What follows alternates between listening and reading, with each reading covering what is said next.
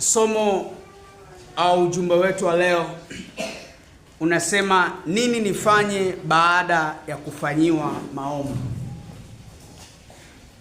Nini nifanye baada ya kufanyiwa maombi? Bwana Yesu asifiwe. Amen. Ukiwa na daftari ni vema sana ukiandika, ni kitu cha muhimu. Nini nifanye baada ya kufanyiwa maombi au baada ya kuombewa?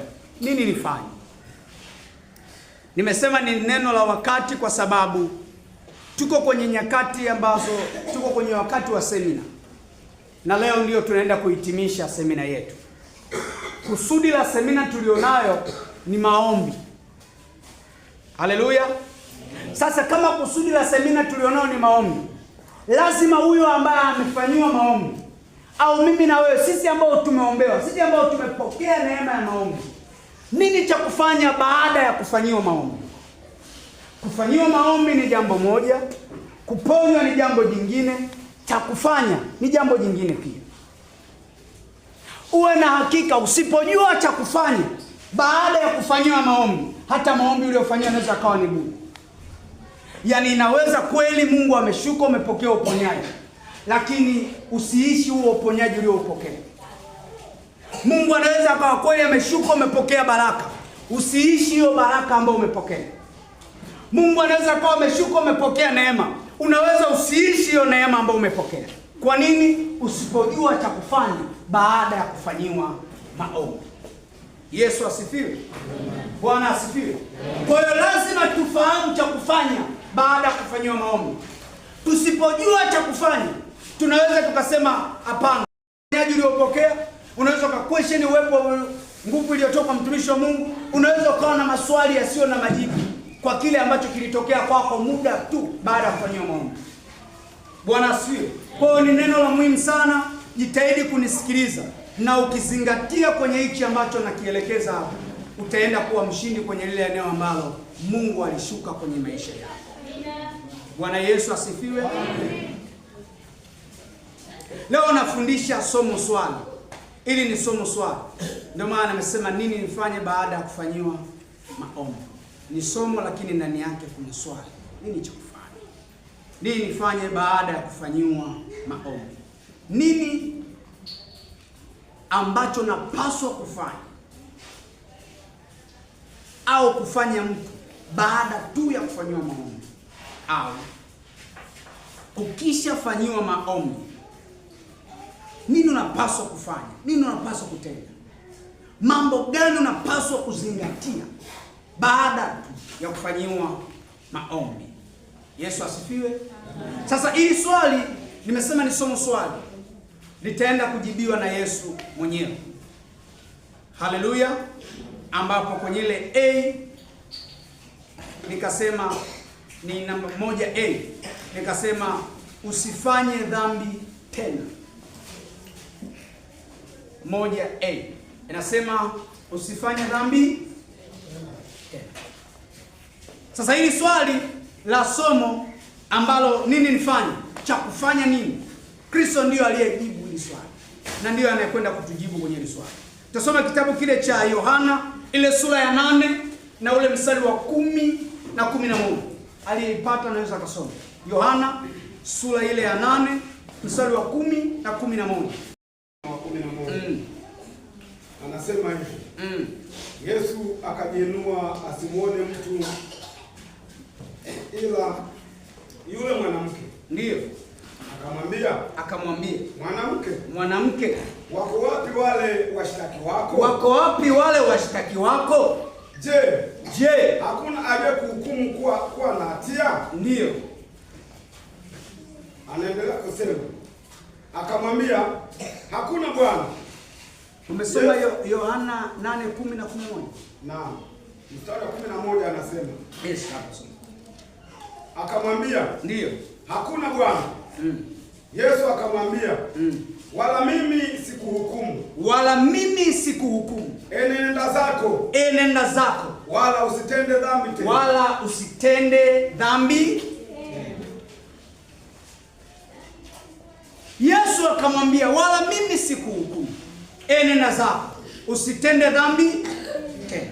Kwa nini mara kadhaa Yesu alipokuwa akiombea watu au alipokuwa akiwafungua watu kutoka kwenye mapito au mateso yao aliwaambia usitende dhambi? Shafuatilia mara kadhaa Yesu akifanya huduma. Kama unasoma zile nyaraka ambazo Yesu alikuwa akiwahudumia watu, mara kadhaa Yesu akimhudumia mtu anamwambia usitende dhambi. Kwa nini usitende dhambi tena? Na ndiyo sehemu ambayo tunakwenda kuitazama kwenye msingi wa nini nifanye baada ya kufanyiwa maombi. Mara kadhaa Yesu alipokuwa akifanya huduma hii ya kimaombi, alipokuwa akiwaponya watu, aliwaambia usifanye dhambi. Kwa nini alikuwa anawaambia usifanye dhambi? Mkubwa wa adui kuingia kwenye maisha ya mtu. Yesu alikuwa anawaambia watu usifanye dhambi tena. Alikuwa ana maana hii. Dhambi ni mlango mkubwa wa adui kuyadhuru au kuingia kwenye maisha ya mtu. Bwana Yesu asifiwe. So, anaposema usitende dhambi tena, maana yake usifungue tena mlango wa hilo jaribu au wa hilo pito au wa hilo tatizo likakurudia tena. Bwana Yesu asifiwe. Anaposema usifanye dhambi tena, maana yake funga huo mlango wa tatizo, kwa sababu sehemu kubwa ya matatizo nina mlango. Dhambi ndilo lango kuu la matatizo mengi kutotokea. Anaposema usifanye dhambi tena, maana yake usifungue huo mlango wa hilo tatizo kurudi. Yesu asifiwe. Bwana Yesu asifiwe. Some kitabu kile cha Warumi. Warumi 5 mstari wa 12. Utaelewa kwa nini dhambi ni mlango.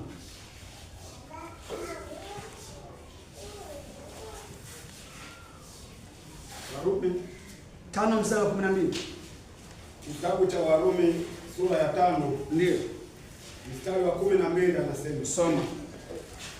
Kwa hiyo kama kwa mtu mmoja dhambi iliingia ulimwenguni. Kama kwa mtu mmoja dhambi iliingia ulimwenguni. Na kwa dhambi hiyo mauti. Na kwa dhambi hiyo ikazaa mauti. Na hivyo mauti ikawafikia watu wote. Ikatufikia watu wote. Kwa sababu wote wamefanya dhambi. Anasema kuna mahali kilipita. Bwana asifiwe.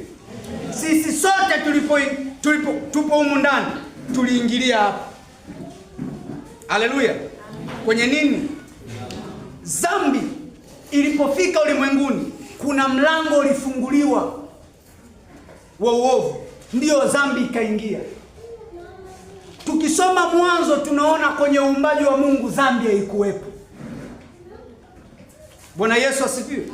Tukisoma Mwanzo wa Adam na Hawa walipoumbwa pale Eden, dhambi haikuwepo. Dhambi ilizaliwa baada ya uovu. Kwa hiyo dhambi ni mlango unaoruhusu uovu kuingia mahali. Tukiweza kudhibiti dhambi, tutadhibiti uovu. Bwana Yesu asifiwe. Bwana asifiwe. Mahali tumesoma tunaonyeshwa ya kuwa dhambi ni mlango unaofunguliwa au kufunguka kwa mtu na kuzalisha uharibifu au madhara. Warumi, mahali ambapo tumesoma Warumi hiyo 5:12 imetuonyesha dhara lililozaliwa au lilioingia baada ya mlango wa mauti kufunguka.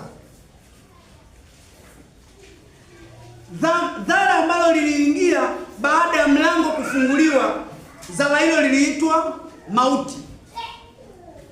Bwana Yesu asifiwe. Mlango wa dhambi ulipofunguka, dhara ambalo lilizaliwa au lilifunguka pia iliitwa mauti. Kwenye somo lingine Kwa nini wote? Somo lingine, lakini ni sehemu, ni kwa chanzo kilikuwa ile lango kufunguka. Bwana Yesu asifiwe. Amen.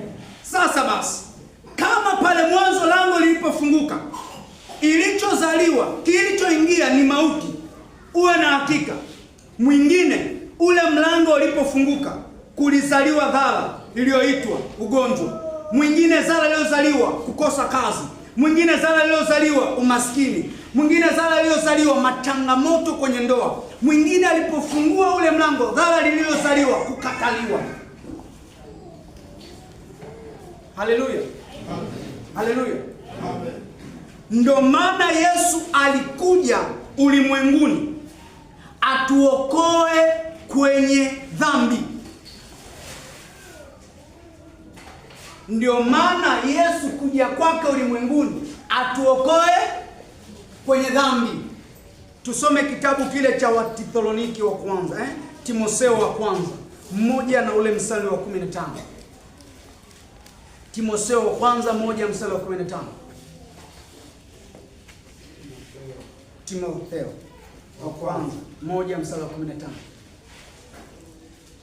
Timotheo wa kwanza sura ya kwanza na ule mstari wa 5. Timotheo wa kwanza 1 mstari wa 15. Mstari wa 15. Anasemaje? Ni neno la kuaminiwa. Ni neno la kuaminiwa. Tena la stahili kukubadilika kabisa. Ndiyo. Rudia. Ni neno la kuaminiwa. Ni neno la kuaminiwa. Tena la stahili kukubalika kabisa. Ndiyo. Ya kwamba Kristo Yesu alikuja ulimwenguni. Kwanza wao ni mimi. Bwana Yesu asifiwe. Kristo ujio wake ulimwenguni awaokoe wenye dhambi. Ndio maana kuna mahali anasema sikuja kwa ajili ya wenye haki. Alikuja kwa ajili ya wenye dhambi. Mwandishi wa Timotheo anazungumza ni mimi na wewe. Wao amekuja kwa ajili ya kudili na kuokoa na kitu kinachoitwa dhambi. Kwa sababu tumeona dhambi ni mlango. Yesu alikuwa hashughulikii tatizo tu unaoliona nje, alikuwa anashughulikia chanzo cha matatizo. Tunapotaka kudhibiti maji yasipite mahali hapa, hatuendi tu kuziba hapa. Kuna nyakati tukiona ya maji ni mazito zaidi, ni makali zaidi, ili tuyakomeshe, tunaenda kudhibiti kile chanzo. Unapodhibiti chanzo, maji hayawezi kupita tena. Yesu alikuja kudili na chanzo cha matatizo. Chanzo cha matatizo mengi ni dhambi. Na ndio maana anasema kila anayemwombea, mara nyingi anasema usitende dhambi tena, dhibiti chanzo cha haya madhara. Amen. Bwana Yesu asifiwe. Bwana Yesu asifiwe. Hili somo sio la amsha sana, lakini ni somo ambalo linadili na ufahamu wako, linadili na ufahamu zetu, kutusaidia kiufahamu.